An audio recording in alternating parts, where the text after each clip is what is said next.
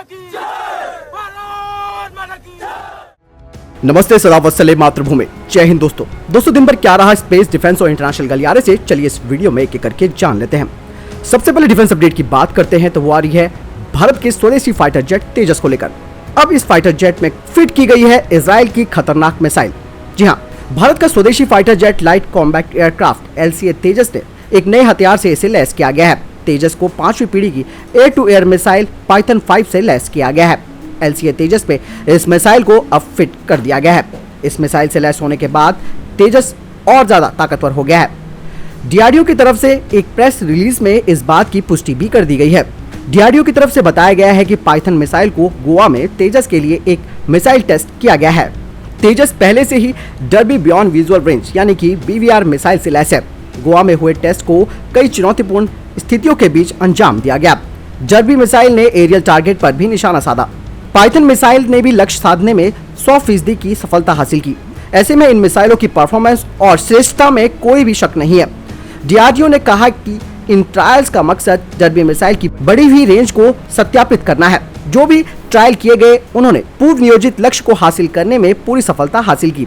In trial से पहले बेंगलुरु में मिसाइल को कई बार टेस्ट किया गया था। इस टेस्ट के जरिए तेजस में मिसाइल के इंटीग्रेशन के साथ avionics fire control radar, missile weapon delivery system और फ्लाइट कंट्रोल सिस्टम को परखने के मकसद से किए गए थे। गोवा में हुए टेस्ट के बाद टारगेट बंशी पर मिसाइल को लॉन्च किया गया था। पाइथन 5 मिसाइल की लाइव फायरिंग को बियॉन्ड विजुअल रेंज के अलावा सभी जरूरी बातों का आकलन करने के लिए इस्तेमाल किया गया था। सभी लाइव फायरिंग में मिसाइल ने एरियल टारगेट को सफलतापूर्वक भेदा। पाइथन मिसाइल को इजराइल के राफेल एडवांस डिफेंस सिस्टम के द्वारा मैन्युफैक्चर किया गया है। पाइथन AM की श्रेणी में ये सबसे नई मिसाइल है। मिसाइल दुश्मन के टारगेट को बहुत कम दूरी से ढेर कर सकती है। साथ ही मिसाइल नजर न आने वाली रेंज यानी कि बियॉन्ड विजुअल रेंज से भी दुश्मनों को चौंकाने की ताकत रखती है। पाइथन 5 को इजराइल की सेना की सबसे सटीक और भरोसेमंद मिसाइल माना जाता है। इजराइल की एयरफोर्स इस पर आंख बंद कर भरोसा करती है। दुनिया में इसे सबसे खतरनाक मिसाइलों की श्रेणी में रखा जाता है। इजरायली एयरफोर्स की योजना इस मिसाइल को लॉकहीड मार्टिन के F-35 lightning II fighter jet में फिट करने की है। पाइथन 5 की लंबाई 3.1 मीटर है और इसका वजन 105 किलोग्राम है। ये मिसाइल 11 किलोग्राम तक के हाई एक्सप्लोजिव को अपने साथ ले जा सकती है। पाइथन 5 में नया इलेक्ट्रो ऑप्टिकल इंफ्रारेड है जो इसकी क्षमताओं को कई गुना बढ़ा देता है। इंफ्रारेड टारगेट एरिया को स्कैन कर खतरे का अंदाजा लगाता है और टारगेट को पहचान कर उसको लॉक कर देता है। फिर मिसाइल टारगेट को ध्वस्त कर देती है। यानी कि एक बड़ी खबर, स्वदेशी फाइटर जेट तेजस पर अब इजराइल की ये खतरनाक मिसाइल फिट की गई है जिसका परीक्षण भी सफल रहा और ये आने वाले समय में भारत की एयर पावर में और ज्यादा इजाफा कर देगा। अगली अपडेट सारस MK2 को लेकर आ रही है। नेशनल एरोस्पेस लैबोरेटरी यानी कि NAL ने सारस MK2 प्रोग्राम के लिए ऑटोमेटिक फ्लाइट कंट्रोल सिस्टम यानी कि AFCS और फ्लाइट डायरेक्टर सिस्टम के विकास पर डिजाइन परामर्श के लिए नए सिरे से टेंडर जारी किया है। स्वदेशी रूप से विकसित 19 सीटों वाला विमान भारतीय वायुसेना की जरूरतों को पूरा करेगा और साथ ही Tier 2 और Tier 3 शहरों के बीच क्षेत्रीय संपर्क सेवाएं प्रदान करेगा। सारस MK2 की पहली उड़ान 2024 से 25 के बीच नियोजित की गई है। ये AFCS जैसी सबसे उन्नत तकनीकों का उपयोग करेगी जिससे पायलट को संभालना और उड़ान भरना आसान हो जाएगा। कानपुर में HAL का ट्रांसपोर्ट एयरक्राफ्ट डिवीजन सारस MK2 का निर्माण करेगा जो HAL डोनियर 228 विमान का निर्माण करता है जिसे कि एक कनेक्टिविटी, चार्टर सेवाओं या एयर एम्बुलेंस सेवा के लिए 19 सीट के विमान के रूप में संशोधित किया गया है। अगली अपडेट भारतीय सेना को लेकर आ रही है। HAL भारतीय सेना के लिए कंबाइंड एयर टीमिंग सिस्टम यानी कि कैट्स वॉरियर ऑटोनोमस स्टेल्थी और अनमैन्ड एरियल व्हीकल प्रोग्राम पर आगे बढ़ रहा है और अब एक सेना संस्करण भी विकसित किया जाएगा जिसमें विभिन्न मिशन प्रोफाइल होंगे और हथियार पैकेज भी। सूत्रों ने बताया कि ये वर्तमान योद्धा ड्रोन की तुलना में छोटा होगा और ये एक मदरशिप तेजस MK1 ट्रेनर विमान के साथ नहीं बल्कि इसे मोबाइल ग्राउंड कंट्रोल्स के द्वारा नियंत्रित किया जाएगा। आपको बता दें कि HAL के इंजीनियर्स और R&D विभाग भारतीय सेना के साथ मिलकर कैट्स वॉरियर ड्रोन के आर्मी वेरिएंट की बुनियादी आवश्यकताओं को पूरा करने के लिए काम कर रहे हैं। वॉरियर ड्रोन का इंडियन एयरफोर्स वेरिएंट 2024 तक तैयार हो जाएगा और बाद में आर्मी का वेरिएंट उसी का अनुसरण करते हुए तैयार किया जाएगा। वॉरियर ड्रोन 4 मुनिशन ले जा सकता है और दुश्मन के इलाके में 700 किलोमीटर तक स्ट्राइक मिशन को अंजाम देने की क्षमता रखेगा। अगली अपडेट की बात करते हैं तो वो सेना के युद्ध अभ्यास को लेकर आ रही है। भारतीय सेना अपनी तोपखानों की जांच की क्षमता को बढ़ाने के लिए लगातार अपनी फायर पावर का प्रदर्शन करती रहती है। भारतीय सेना जैसलमेर में पोखरण फील्ड फायरिंग रेंज में आयोजित डेजर्ट वार गेम एक्सरसाइज में अपने लड़ाकू वाहनों की क्षमता का आकलन कर रही है। इस एक्सरसाइज में अर्जुन टैंक मार्क 1 के बाद हाल ही में अपग्रेडेड किए गए सारथ BMP-2 के ICV की फायरिंग क्षमता की जांच की गई थी। BMP-2 ने युद्ध अभ्यास में अपनी जबरदस्त फायरिंग क्षमता का प्रदर्शन किया और रात में भी छंदम लक्ष्यों को मारकर अपनी परफॉर्मेंस को साबित किया। इससे पहले BMP लड़ाकू वाहन में रात में फायरिंग की क्षमता नहीं थी। हाल ही में ऑर्डिनेंस फैक्ट्री बोर्ड ने बहुत सारे सुधार किए हैं सारथ लड़ाकू वाहन में। आपको बता दें कि सारथ BMP-2 का वजन 14.6 टन है और सड़क पर BMP-2 की अधिकतम गति 70 किलोमीटर प्रति घंटा है। सूत्रों ने बताया कि सारथ BMP-2 का परीक्षण रात के समय में किया गया, जिसमें सेना के कई अधिकारी मौजूद थे। इसने अपने लक्ष्य को मार गिराया और इसकी परफॉर्मेंस को साबित किया।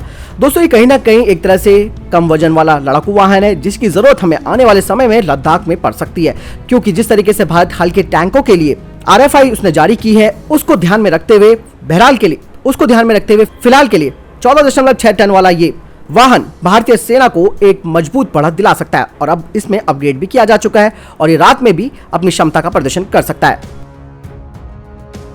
अगली अपडेट की बात करते हैं तो वो कोस्ट गार्ड्स को लेकर आ रही है।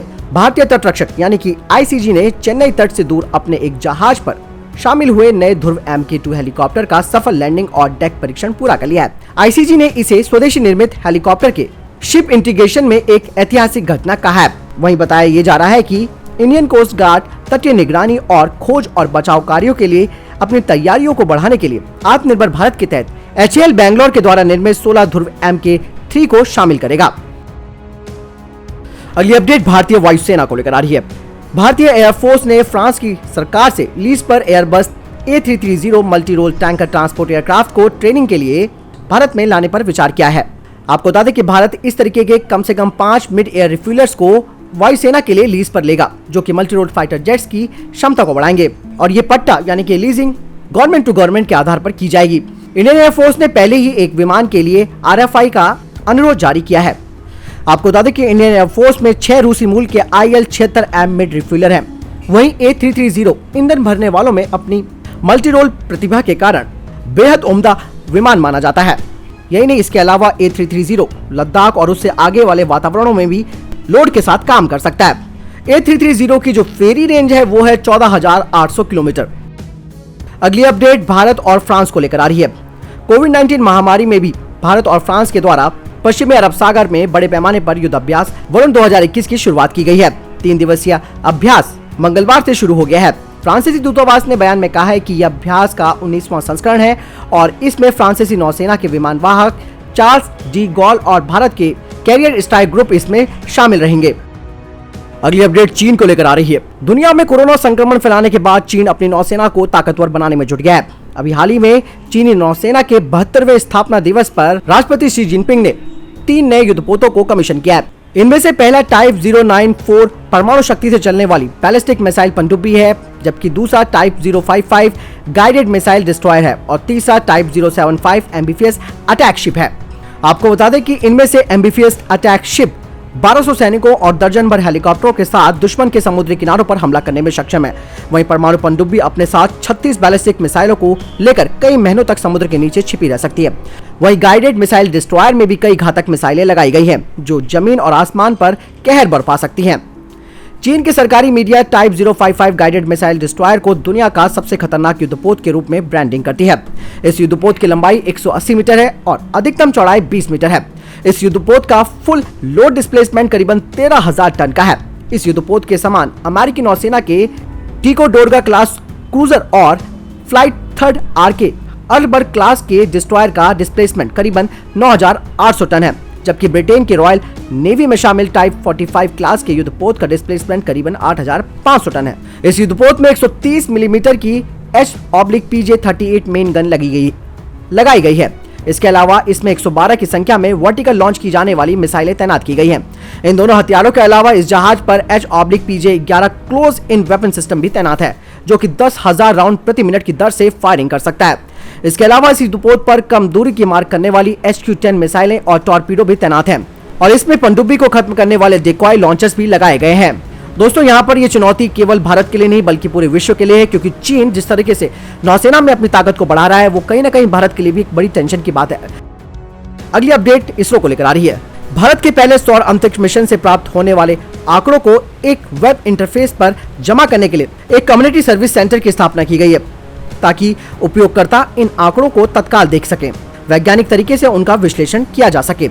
इस सेंटर का नाम है Aditya L1 support cell AL1SC। इस सेंटर को इसरो और भारत सरकार के विज्ञान एवं प्रौद्योगिकी विभाग के Aryabhatta research institute of observation science ने मिलकर बनाया है। इस केंद्र का उपयोग गेस्ट ऑब्जर्वर द्वारा वैज्ञानिक आंकड़ों के विश्लेषण और विज्ञान पर्यवेक्षण प्रस्ताव तैयार करने में किया जाएगा। AL1SC की स्थापना एरीज के उत्तराखंड स्थित हल्द्वानी परिसर में इसे स्थापित किया गया है, जो कि इसरो के साथ संयुक्त रूप से काम करेगी, ताकि भारत के पहले सौर अंतरिक्ष मिशन आदित्य L1 से मिलने वाले सभी वैज्ञानिक विवरणों और आंकड़ों का अधिकतम विश्लेषण और उपयोग किया जा सके। तो दोस्तों, ये है अभी तक के टॉप डिफेंस और स्पेस अपडेट्स। वीडियो के संबंध में कोई प्रश्न, जवाब या आपका कोई सवाल आप कमेंट सेक्शन में लिखकर जरूर पूछ सकते हैं। बहरहाल इस वीडियो के लिए इतना ही, मिलता हूं नए वीडियो के साथ। तब तक अपना ख्याल रखिएगा। जय हिंद, जय भारत।